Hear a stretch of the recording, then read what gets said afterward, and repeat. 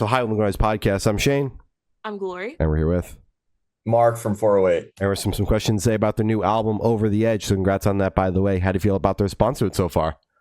Thank you. It's really cool. Love it. Love the response. And we did a lot of different things on this album, tried a lot of different styles that we're inspired by. And it's really cool to see now that it's all out there. You know, we finished recording this album back in, I want to say, August of last year. So we've had it for quite some time and rolled it out slowly over the last like 6 months or so. Hell yeah. We've been following you guys for a minute. Definitely a change in pace, a little bit all over the place, but the album is fucking awesome. Oh, damn straight. Hell yeah. So you mentioned album was wrapped up around August. So when did you guys kind of start the writing process? The writing process for that album started, I want to say, January 2024, February. It was like right around there. We made a trip to Nashville. We spent, I don't know, 3 or 4 days there writing a bunch of different songs. A lot of them did make the record.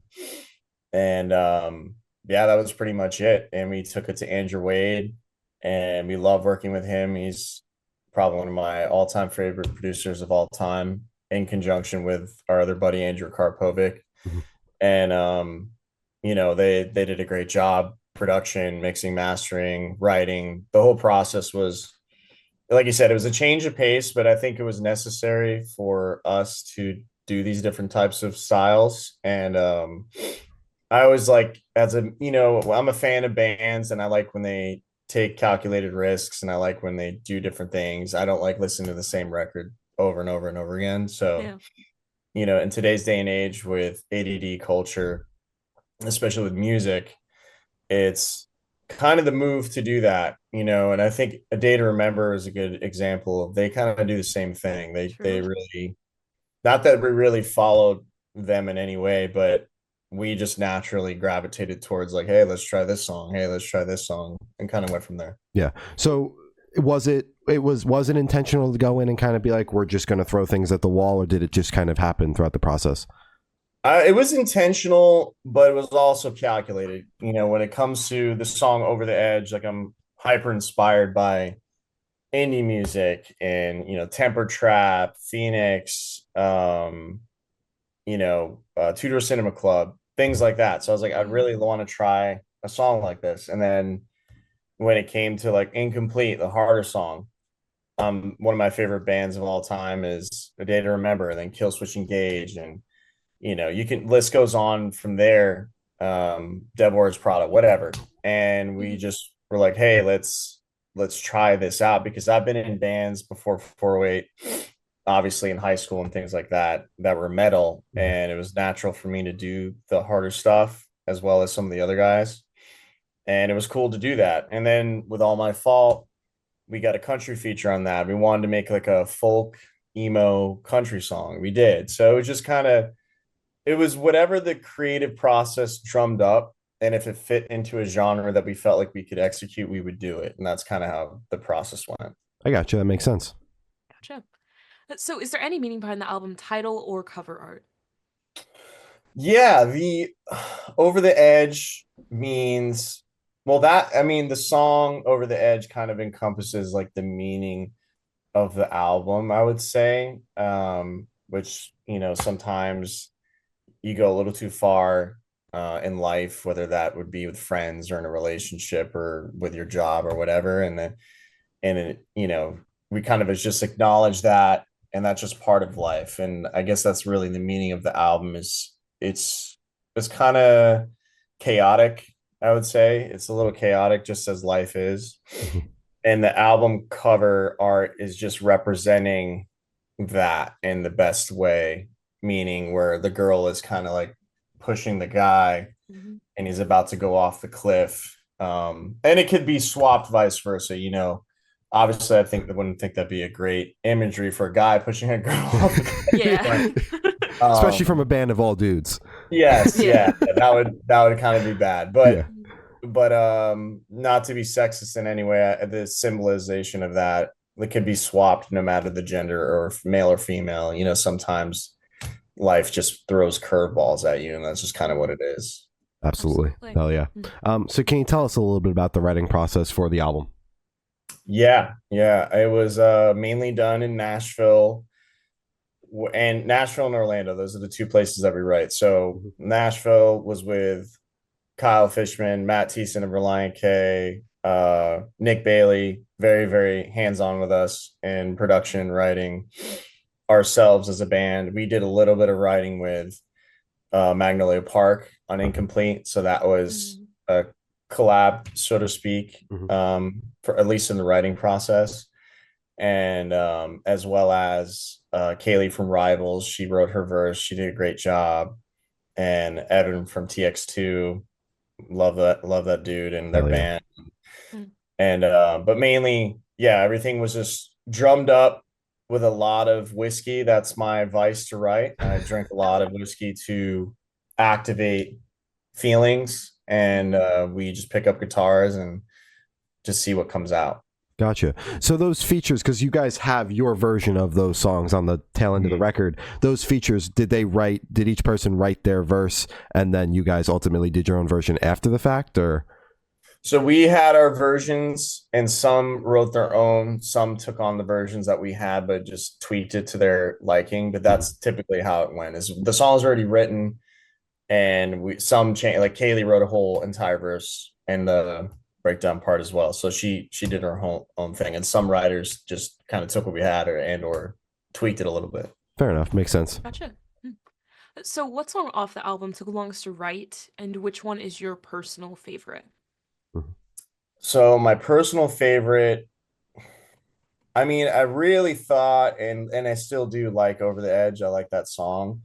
But if I had to go with the most impactful song, maybe I'd have to say Incomplete. Mhm. And I do like that one a lot as well, just because it's very aggressive and emotional. And the first part of the question was what again? The Which what one took the longest to write? longest to write? Hmm. Incomplete did actually just a Okay. couple more days longer than the rest, but Incomplete took the longest to complete, obviously, because we were gonna get a feature on. Gotcha. Makes sense. Gotcha. That's fair. Mm. So how'd the track list for your album come about? Did you guys write the opener of the opener, close to be a closer, shuffle around and see what fits? What was that process like? Yeah, it kind of just came together. Over the Edge always felt like a first track type of song. It was the first single, just fun, Mhm. just going for that kind of vibe. And the rest of the track listing kind of, although like I said, it's very different. It's a lot of different types of styles. So we did the best we could into putting them into a track listing, but that's the best way I could describe it is we did our best to decide which would go next to each other. Yeah, just based on vibes. Correct. Gotcha. Hmm. Gotcha. And would you be able to tell us where your headspace is at while you're creating this record? Yeah, it was all over the place, to be honest with you. With the whiskey influenced lyrics and emotions, Mhm. I think it was just really tapping into influences. That was this album is we're a pop punk band, we've done it for so long, and we're just like, you know what? Let's try different stuff. And while there Mm. is some pop punk rooted things still on the album, it's not completely gone. And it won't ever go away, but at the same time, is I do like that we're branching out and I like doing different things. It's exciting as a musician and an artist to challenge yourself and say, hey, can we make a really cool indie type song? Mhm. That Mhm. so fits the band and or a harder song and or a country song and or a whatever, a pop song. It doesn't really Yeah. matter. We just still try to make it sound like us, but the headspace was just I would say all over the place. It was just more so tapping into influences. That's the best way I could describe it. Yeah, Hmm. and if obviously if the fans embrace it, which it seems they have, now it kind of just makes it limitless for you guys. You can do basically whatever you want. Yeah, it's really cool. This record did is it more accepted than Hot Mess, which was our previous record, and it's Mm. kind of really interesting to see that be the case. And I like that because not that Hot Mess there's anything wrong with it, but it was just kind of cookie cutter. Mm. There's some cool songs in there for sure, but it's more really wasn't a lot of chances taken. Mhm. This one there was a lot of chances taken and it was received well, And I do love that because I think in today's day and age in music, like I don't think anybody really takes a whole record and just consumes it 12, 13 songs all the time, day in and day out. Some people may still do that, but the majority don't. Mhm. Majority just go by playlisting or Spotify radio and Apple radio, whatever. Yeah. And that's what I would love to create music going forward, like just like that is let's have an album. If we have an album worth of songs, let's spice it up, Yeah. because you don't want to hear 20 metal songs, you don't want to hear 20 pop punk songs, it's not natural for people to do that, and the majority, I should say, anymore. So that's why we created what we created, and I could see us doing more of that in the future. So basically the goal is to kind of create your own Spotify radio with this record. Yes, yeah, that's exactly it. Is we made a record based on if we were at a party and a playlist came on, what were the types of songs we would want to hear? And I think we're always going to continue to do that. Okay. Yeah, Hell yeah. So how do you recommend your fans to listen to this album for the first time? Should do in the car with friends, in the dark with headphones on, is workout album, party album? What do you personally recommend? Good question. Thank you. Definitely workout. I just came back from the gym, to be honest with you. So workout for sure. Party, I think it fits some of the party vibe. Some, this record more so than the last has more movement, I would say, across the songs. So I would recommend both of those places. And obviously in the car, blasting as much as possible. Yep. Windows 100%. down, reasonable amount of speed on the highway. Of course. Yep. Damn straight, yeah. And this one should be super, super quick. Off the top of your head, I want you to describe this album for new listeners in 3 words. No more, no less. All right, it's gonna be corny. Over the edge. Ah, no. So if you had to pick 3 real descriptive words to describe the album. Words. All right. Fun, emotional, driving. Those are good. Hell yeah. There you go. And in that same train of thought, is there a certain feeling or emotion you want listeners to have while going through the album? I think they should feel whatever they feel. I've had many feelings while making the record on many different songs. So they're going to feel different things, and they're going to, whatever they're feeling and whatever helps them feel better about their situation or life, or just feel great about either moving on or picking yourself up off the ground, or realizing like, hey, I made a mistake, but I'll do better next time. I think that's what this record was meant to do, was to heal and help you understand. Because that's all music ever did for me, was my favorite bands for Blink or Day to Remember or whatever, whoever it is. I'd listen to some songs, and maybe the 12th or 20th time a certain lyric would stick out, and I'd be like, oh, wow, like this applies to like what I'm going through right now. This is crazy. So I hope that people relate to it in that way. Hell yeah. Straight, yeah. And are you able to touch on any particularly challenging or standout moments during the creation of this album, positive or negative? I think majority of this whole record was very positive. Obviously, doing the song Over the Edge, required a different vocal articulation from myself. So that was challenging, but also fun to do, because it's like, man, I need to get better at this delivery, or I need to change the way my mouth is shaped on the mic here because it sounds weird. That I would say that was the most challenging part of it, but that was just a growing pain, and it was fun. Hell yeah. Hell yeah. So for this question, I want you to picture you're on tour, you're at a gas station for a rest stop. What is your snack of choice? Well, not every gas station has these, but the new smacked seeds, sunflower seeds, I saw them on TikTok. Yeah. I think it was like 6 or 7 months ago. Now they're in the gas station. Uh-huh. Parmesan garlic sunflower seeds by Smacked is my go-to, in addition to a body armor or water. All right. It's good to hear that those seeds are good, because I see all the baseball TikTok content creators promoting them, and you never know with the stuff. No, they were great. Promote. I mean, they're better than David seeds, and I love David seeds. That's bold.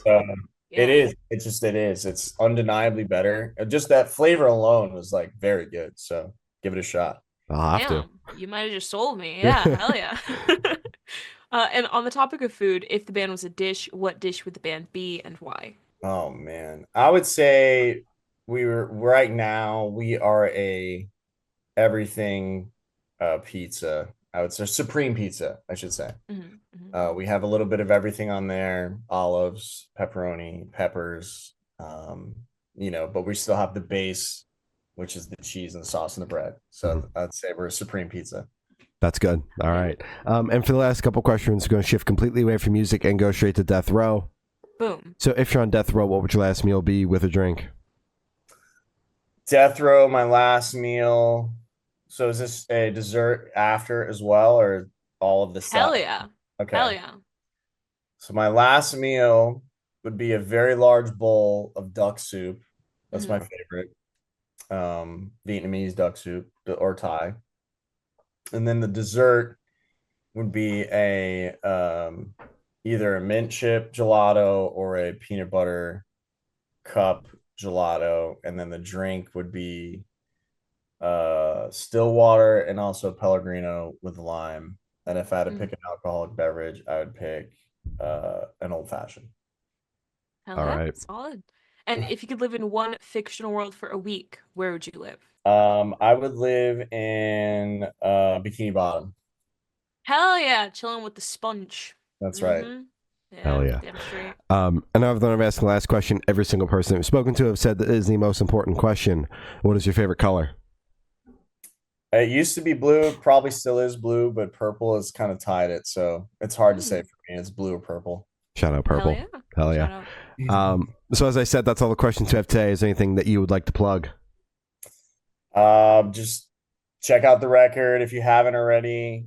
Very grateful for the response so far, and keep an eye on us. We got a lot of stuff coming up with Warped Tour, and we're really excited for the rest of the year. All right. Well, thank you, Sal. It's been Mark from 408, and we have been the Good Noise Podcast.